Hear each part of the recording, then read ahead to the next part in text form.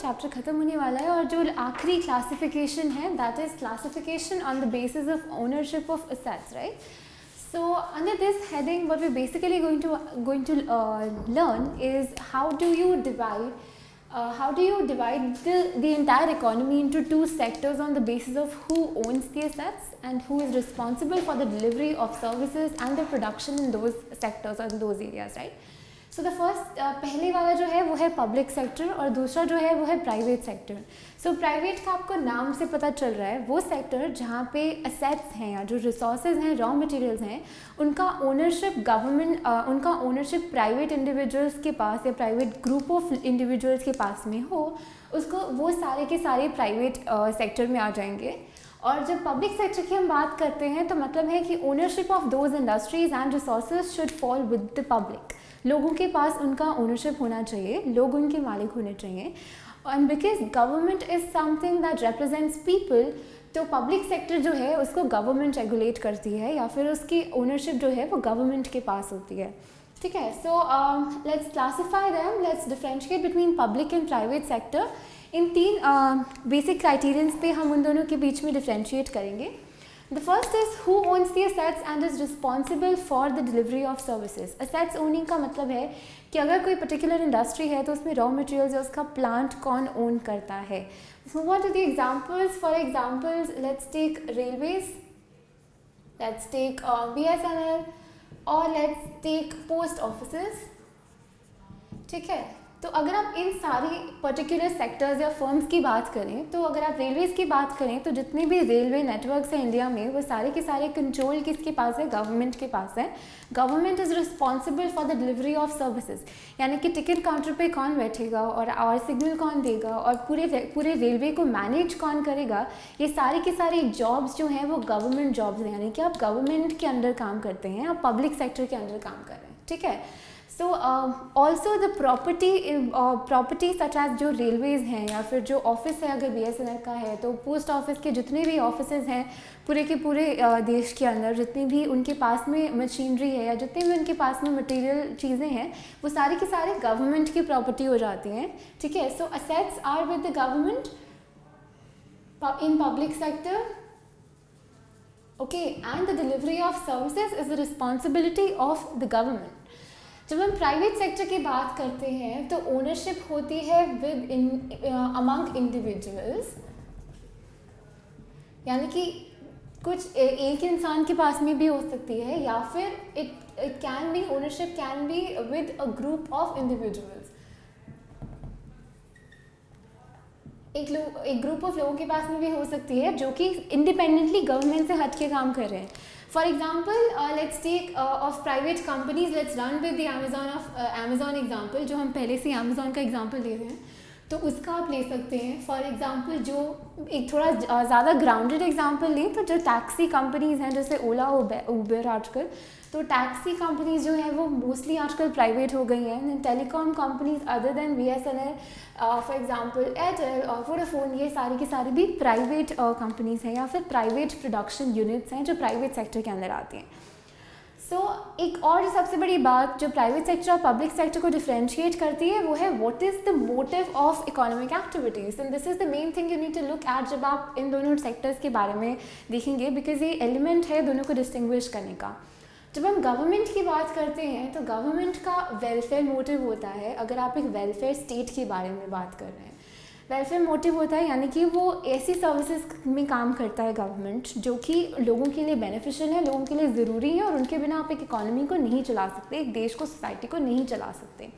On the other hand private sector में mostly जितना भी काम होता है, जितना भी प्रोडक्शन होता है वो एक मोटिव के लिए होता है जो होता है प्रॉफिट.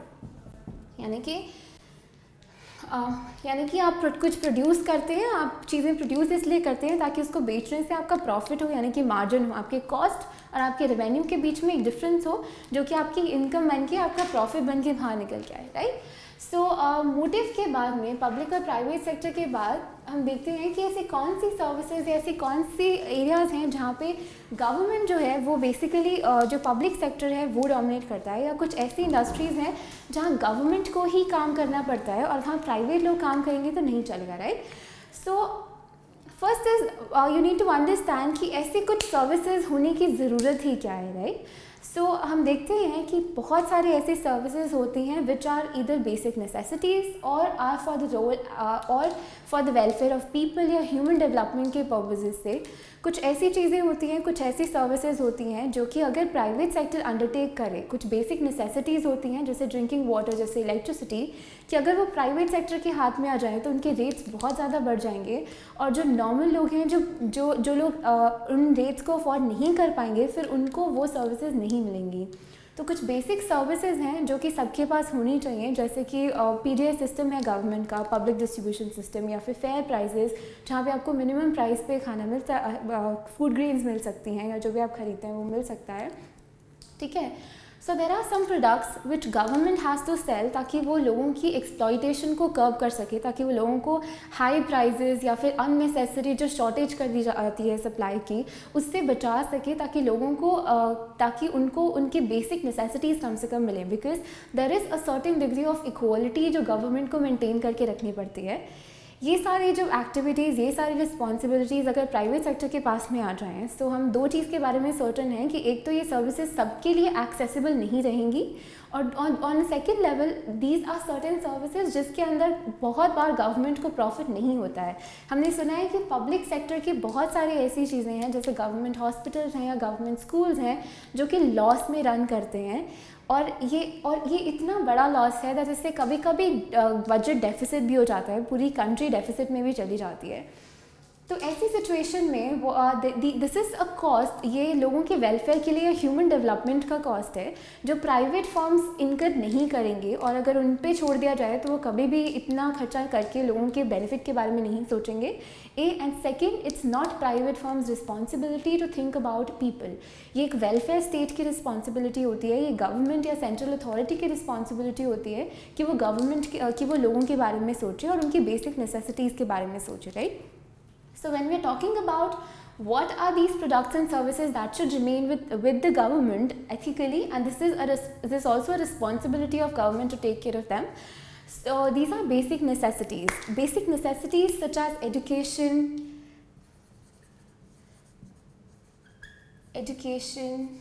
healthcare और sanitation वगैरह। तो अगर आप एजुकेशन का देखें तो गवर्नमेंट ने सर्व शिक्षा अभियान लॉन्च किया है जिसमें वो पूरी कंट्री में हर जगह पे एक स्कूल बनाना चाहते हैं, so that every one who is in the age, हर एक बच्चा जो पढ़ सकता है उसको उसके लिए एक स्कूल होना चाहिए, उसको पढ़ने की अपॉर्चुनिटीज़ मिलनी चाहिए। सो ये एजुकेशन सेक्टर है या गवर्नमेंट हॉस्पिटल्स हैं जहाँ पे आपको बहुत सारी ड्रग्स, बहुत सारी मेडिसिन और कभी कभी पूरे मेडिकल ट्रीटमेंट्स भी या तो फ्री मिल जाते हैं या सब्सिडाइज होते हैं। तो ये वो इस इंडस्ट्रीज़ हैं, बेसिक नेसेसिटीज़ जो गवर्नमेंट को इंश्योर करनी ही पड़ती हैं, और ये कोई प्राइवेट फर्म आपके लिए नहीं करेगा क्योंकि इसमें कई बार गवर्नमेंट का बहुत ज़्यादा लॉस भी हो जाता है, ठीक है। Second, why does government has to do this? Because there is certain role as being a welfare state. अगर आप welfare state हो, एक welfare state होने का मतलब है कि आप अपने लोगों के फ़ायदे के लिए या उनके welfare के लिए सोचते हैं, काम करते हैं, ठीक है।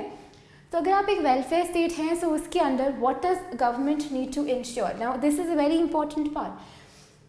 आपको इलेक्ट्रिसिटी मिलनी चाहिए कम रेट पर, आपको ड्रिंकिंग वाटर मिलना चाहिए कम रेट पर, एंड इनफैक्ट फ्री मिलना चाहिए। For example there is a country जहाँ पे पीने के पानी की ओनरशिप जो है वो प्राइवेट कंपनी के पास में चली गई थी। तो पीने के पानी के रेट्स इतने ज़्यादा बढ़ गए थे कि बहुत सारे लोग अब पानी अफोर्ड भी नहीं कर सकते थे, और फिर ब्लैक मार्केटिंग होने लगा और इलीगल एक्सचेंज होने लगा पानी का। So we see that these are basic things जो कि गवर्नमेंट के पास रहनी चाहिए, लाइक फूड, शेल्टर, वाटर, ये सब बेसिक मिनिमम चीज़ें गवर्नमेंट को प्रोवाइड करनी चाहिए, only because government is a welfare state, right. Then is PDS system, यानी कि पब्लिक डिस्ट्रीब्यूशन सिस्टम, जहाँ पे आपको ग्रेन्स मिल जाते हैं नॉर्मल से बहुत कम और सब्सिडाइज्ड रेट्स पे, ठीक है, और आपको फेयर प्राइजेस मिलते हैं। फेयर प्राइजेस यानी कि बेसिक प्राइसेस, अगर आपका सरप्लस है तो गवर्नमेंट इससे कम पैसों में आपके प्रोडक्ट्स को नहीं खरीदेगी, स्पेशली एग्रीकल्चर में जहाँ पे हम देखते हैं कि एक पर्टिकुलर प्रोडक्शन को उससे कम पैसों में नहीं खरीदा जाता है। देन इज़ मिनिमम वेजेस यानी कि अगर आप पब्लिक सेक्टर में एम्प्लॉयड हैं तो कम से कम आपको मिनिमम वेज मिलेगा जो गवर्नमेंट ने प्रिस्क्राइब किया है, यानी कि जो गवर्नमेंट ने दिया है कि अगर आप इतना घंटा काम करते हैं तो आपको कम से कम इतना वेज मिलना चाहिए, वो आपको गारंटी से पब्लिक सेक्टर में मिलता है। On the other hand private sector could be organise, could be unorganise, और बहुत सारे प्राइवेट सेक्टर्स में, प्राइवेट यूनिट्स के अंदर मिनिमम वेज फॉलो नहीं होता है। Next important part of government undertaking certain services and certain products is the aspects of human development. Human development की aspect की जब हम बात करते हैं तो कहते हैं कि safe drinking water first thing. Human development के अंदर बेसिकली यही आता है कि लोगों का जो हेल्थ है और उनका क्वालिटी ऑफ लाइफ है या स्टैंडर्ड ऑफ लिविंग है वो कम से कम हेल्दी हो, फेवरेबल हो और पूरी की पूरी सोसाइटी के लिए अच्छा हो। तो उसके लिए आपको सेफ़ ड्रिंकिंग वाटर मिलता है। और उसके बाद में सेफ़ ड्रिंकिंग वाटर के साथ साथ government takes care of the housing facilities right.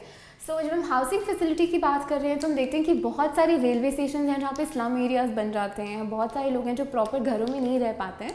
So government उनको डिस्प्लेस करके उनके लिए प्रॉपर घर बनाते हैं, तो लोगों की प्रॉपर हाउसिंग की रिस्पॉन्सिबिलिटी भी गवर्नमेंट की होती है, वो उठाती है। On another note what we see is कि इंडिया एज अ नेशन बहुत सारी प्रॉब्लम्स के साथ में बहुत सारी प्रॉब्लम्स हैं इंडिया में। If these are the basic problems, और इनके साथ साथ प्रॉब्लम्स हैं जैसे कि इन्फेंट मोर्टालिटी रेट। सो जो इन्फेंट मोर्टालिटी रेट है वो इंडिया में बहुत ज़्यादा हाई है, यानी कि जो बच्चे हैं वो बहुत मतलब पैदा होते ही 1 साल तक या तो मर जाते हैं या फिर 1 से 5 साल के अंदर मर जाते हैं। And the main reason for infant mortality is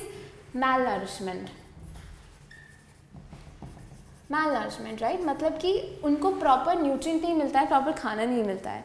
so these are the basic things जिनकी वजह से गवर्नमेंट जो है, these are the basic problems of human existence. लोगों के वेलफेयर की कुछ ऐसी कंडीशंस होती हैं जो गवर्नमेंट को ही मेंटेन करनी पड़ती हैं, और अगर गवर्नमेंट, क्योंकि उसकी रिस्पॉन्सिबिलिटी है, और अगर गवर्नमेंट नहीं करे तो कोई प्राइवेट कंपनी नहीं करेगी।